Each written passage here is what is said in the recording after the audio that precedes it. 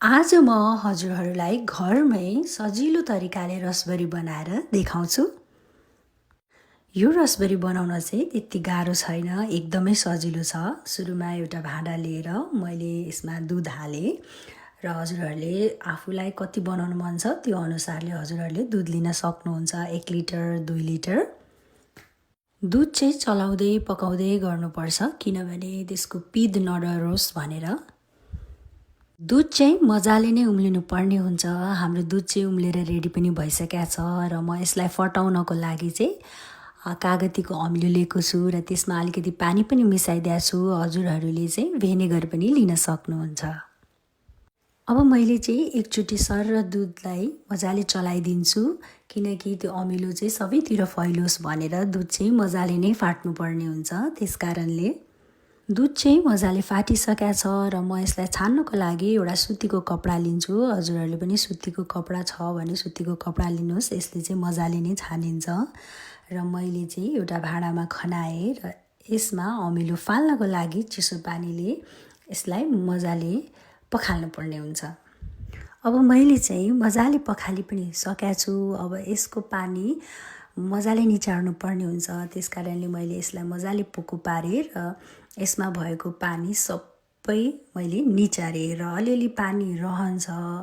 हजुरहरूले त्यसको लागि चाहिँ हजुरले 30 देखि लिएर हजुरले 45 मिनेटसम्म चाहिँ यसलाई कुनै पनि ठाउँमा झुन्डाइदिनु पर्ने हुन्छ।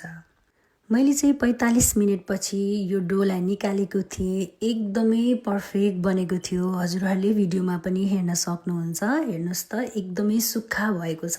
यतिको सुक्खा हुनुपर्ने हुन्छ रसबरीको लागि।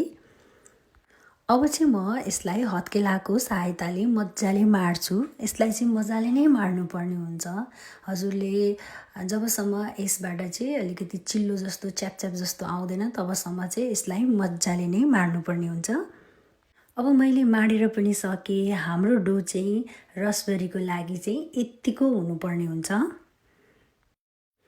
र अब यसलाई मैले चाहिँ एक एक गरेर आफ्नो हत्केलाको सहायताले चाहिँ एकदमै बिस्तारै चाहिँ हजुरको गोलो बनाउन थाल्छु। गोलो बनाउँदा चाहिँ एकदमै ध्यान दिएर गोलो बनाउनु पर्ने हुन्छ, ताकि यो फुट्नु हुँदैन।